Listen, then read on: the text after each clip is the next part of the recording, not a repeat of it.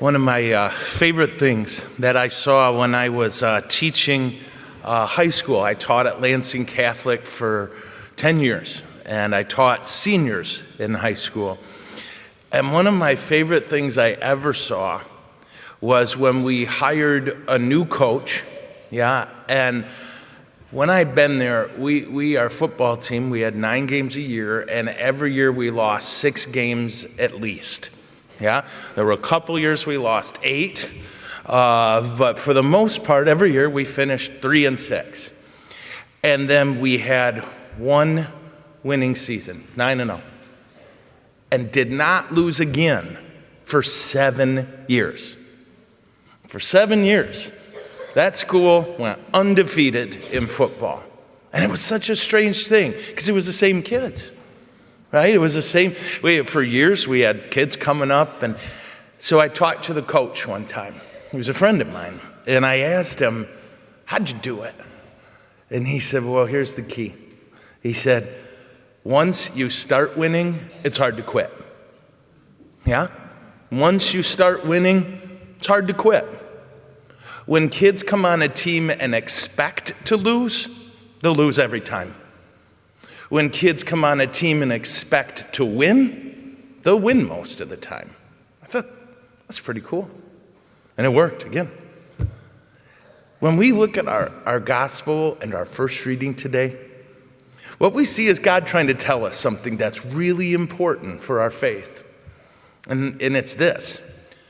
When we decide to follow Jesus, we've got a winning team. The game's over. The devil has 2 primary weapons, right? Sin and death.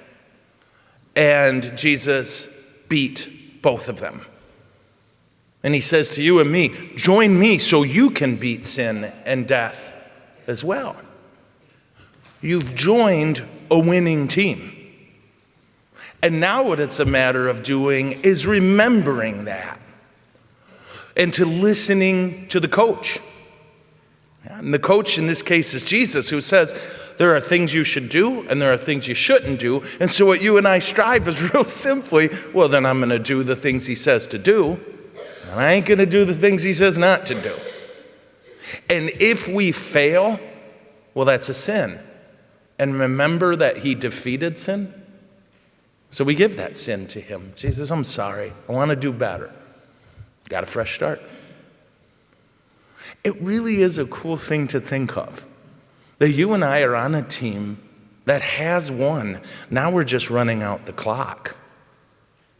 But it's a team we can join and leave 10 times during a day. And every time you and I decide to do what Jesus says to do, well, we're on his team. And if we catch ourselves doing what we shouldn't, we'll just ask forgiveness and get back on the team. And know this, that however worried or discouraged we get, it's done. It's done. We're going to be okay.